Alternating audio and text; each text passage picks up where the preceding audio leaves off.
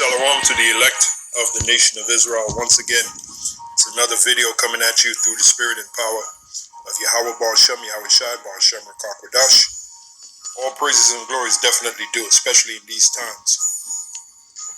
Now, I'm not sure of the title I'm going to give this video, but basically the point is, we live in a world where, beginning with the top wicked elite of Esau, is trying to totally destroy masculinity. In other words, we're living in a world where being a man or acting like a man, being a man is looked down upon and is systematically being destroyed. All you have to do is look at the commercials, right? In the commercials, the woman is the smartest one and, she's got it all together, which we know in real life is anything but the truth. And the man is a bumbling idiot. All you gotta do, if you circumspect and you have your eyes open, your spiritual eye that is, you can see how systematically they're destroying manhood. Like I said, all you have to do is watch the commercials. The man is the bumbling idiot, can't get nothing right. The woman got it all together. And then watch the sitcoms. Again, the man is a bumbling idiot and the woman got it all together. Okay, watch the movies. Listen to some of the songs. It's the same thing. It's like a pattern. And really what it goes back to is the wicked elite is trying to destroy the family. When you go back to the 10 planks of the Communist Manifesto, which is 10 steps to bringing in the so-called New World Order, all right, one of those steps is abolition of the family. All you got to do is type in 10 steps to the Communist Manifesto, and you'll see one of those steps is abolition of the family. And the way you do that is by destroying the man of the family, the head of the family, which is the man, by demonizing him and destroying his, assassinating his character, and, pretty much destroying masculinity, destroying manhood. And no other group knows that best than the so-called black man, all right? The masculinity of the so-called black man has totally been destroyed, among other things. His nationality, his masculinity. So in this video, I wanted to take a look at that, and what inspired me to take a look at that was a podcast I was watching yesterday with these two individuals, the one on the left and the one on the right.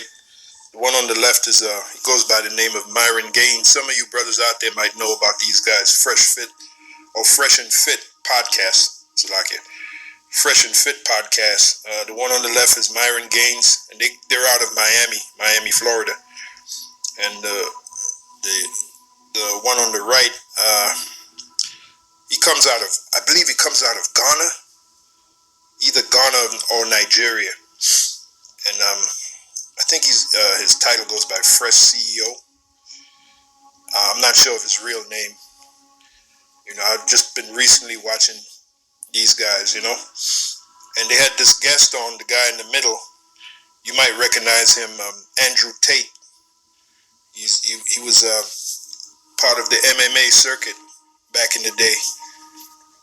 He's also a kickboxing champion, worldwide kickboxing champion.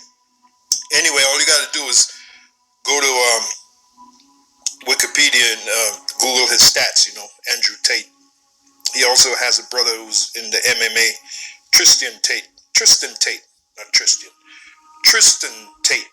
Okay, so it's Andrew Tate and Tristan Tate, right? Well, the guy in the middle, that's Andrew Tate. And I gotta say, man, that dude is, he's a character, man.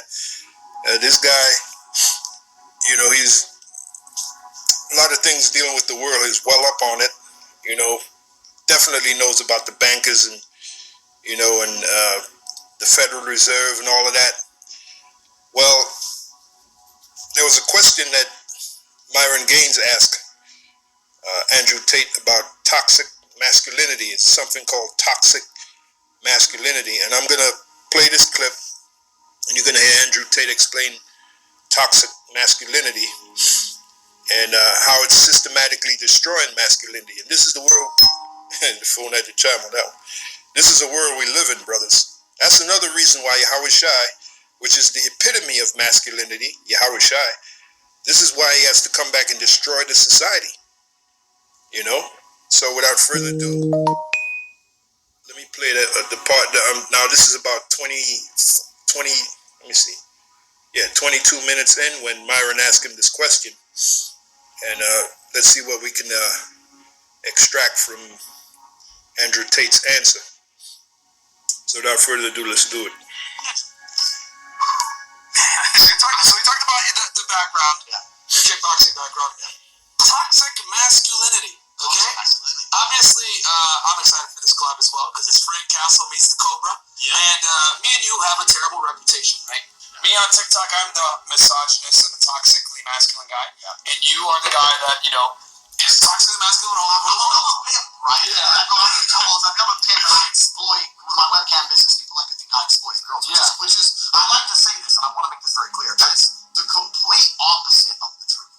I empowered females to become rich. I helped women become rich. I got rich, they got rich. We work together as a team. It's teamwork. If they all want to fuck me, then I'm sorry. But you know, what's the bad thing? They're all gonna come and say, oh, you forced girls. I've never forced a girl to do a thing. And all you gotta do is read about his webcam business, you know, which, you know, is against the scriptures. Goes back to lewdness. And also goes back to whoremongering. Because in a way, you just heard him mention the word pimp. Now, that's what a pimp is. A pimp is a whoremonger. Okay, what is a whoremonger? A whoremonger is a person that sells whores. Now, what he does is he sets the stage for women to advertise themselves on the webcam, and men pay to watch him and all that. Kind of like what you have now with the what's it called? OnlyFans. Some of you brothers might know about that, the OnlyFans website, which I personally would never waste my money on that shit. You know, it's almost as bad as going to a strip club and putting dollars in the bikinis of women. I never got that. You know. Same here, brother. You know. Anyway, I'm gonna leave that where it is. But all you gotta do is read about his webcam business. But we're going to get to the part where he talks about toxic masculinity and what's really going on in the world today. So, let's move on. But Andrew, if they didn't meet you, they'd be on the street working at Kroger's. Well, that's what I said. You know what my best workers were? My best workers were waitresses. I'm a strippers are lazy. I wouldn't hire strippers because webcams like 10 hours a day. It's a reach. A waitress understands real work. Yeah. I was like, look, you're out here doing real work for pennies. With me, you can do real work. For real money. Yeah. If these men think you're handsome, you pay your ransom. It's like, come with the big G, let's get paid, right? So yeah, I never forced anybody to do anything. It was all absolutely voluntary from head to toe. And they worked with me because they understood with me they'd make more money than if they did on their own. Because I was a specialist and I had expertise. So yeah, I never forced a woman to do anything. So you have a bad reputation, but I have this bad reputation as a pimp. And all I did was offer women a job. Yeah. And I tried to say, listen, the restaurant she worked in was pimping her harder than I ever did. Yeah. I paid her $25 grand a month. I gave her half her money. Yeah. When you work for McDonald's, they don't give you half the money you bring home. $7 an hour. You know, so I'll tell you this. So, Andrew, can you tell us about toxic masculinity and what it is in your eyes? Does it exist? Is it a farce? Toxic masculinity. You're considered the king of toxic masculinity. Yeah, I've got that title. Yeah. Toxic masculinity is a term that was invented by women nobody wants to fuck to describe the men that the women do want to fuck. Damn, son, where'd you find that? That's all it is. No, but on a real level, right, this whole idea of being toxically masculine is complete garbage. The reason it's garbage is because it's a first world problem first. Because when you put males and females in survival situations, or the closer they are to a survival situation, the quicker they're going to revert to their gender roles. And that's what we're about to see. You know, when all hell break loose, you know, these women that have this proud attitude towards men, these women that are basically feminists, that's going to go right out the window when all hell breaks loose, when the society breaks down. Matter of fact, let me bring in the scripture. The book of Isaiah 32. Let's see what that says. And you better believe that this society will break down. Okay? It's only a matter of time. And America is heading for what? Total destruction. Thus saith the Lord.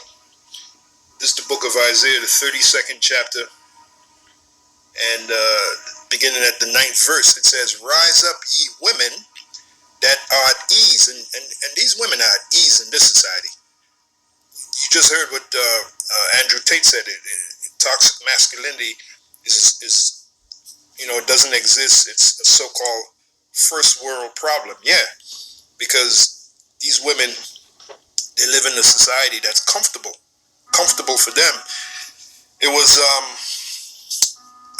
Beyond Andreas. He's another YouTuber that I watch. Beyond Andreas, right? He has another title right now. The name escapes me, but it was him. He said that the cities basically were created for women. That's why they're known as a metropolis. Metropolis means, when you look it up, metropolis literally means mother city. And it's in the city where you have all the conveniences right there at your fingertips. And that's basically catered to women. Okay, so what happens when, and the scriptures tell us that these cities are going to be troubled. All right, the cities shall be troubled. Let's get there. Because basically, the cities were created for women. All right, they mainly cater to women.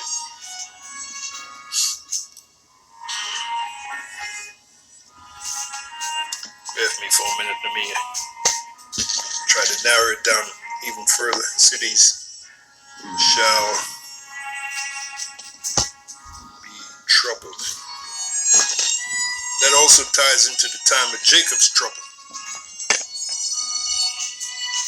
We just read the scripture, "Rise up, ye women that are at ease." Let's try this one more time. Cities shall be. Okay. Getting somewhere.